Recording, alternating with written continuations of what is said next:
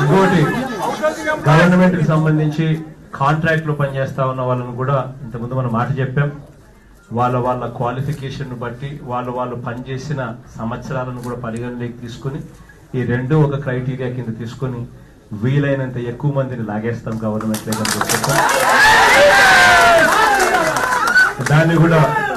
దానికి సంబంధించి కూడా రేపే క్యాబినెట్ లో అది కూడా పెట్టించి అది కూడా వీల్ టేక్ ఇట్ ఫార్వర్డ్. ఎలా ముందుకు చేయాలి? అవుట్ సోర్సింగ్ మనం అవుట్ సోర్సింగ్ హౌస్ సైట్స్ అమ్మా అవుట్ సోర్సింగ్ కూడా మన జీతాలు పెంచుతామన్నా సైట్స్ తీసుకొస్తామన్నా అది కూడా చేస్తాం. ఇళ్ల స్థలాలకు సంబంధించి మీరు భయపడాల్సిన పనే లేదమ్మా. ఇదే కాదు, రేపు క్యాబినెట్ లో రాష్ట్ర వ్యాప్తంగా కూడా ఈ సమస్య ఎక్కడ లేకుండా ఫస్ట్ ఇయర్ లోనే మనం ఏం చేయబోతా ఉన్నాం అనేది క్యాబినెట్ లో నేను చెప్తా.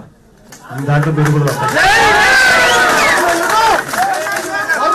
కొంచెం దయచేసి అందరినీ కూడా కలవలేకపోయినందుకు కూడా ఎవరు కూడా మరోలా భావించవద్దు అని చెప్పి సవినయంగా కోరుతా ఉన్నాను. ఎందుకంటే చాలా మంది ఉన్నారు, నేను ఉండేది ఒక్కనే, అందరినీ బహుశా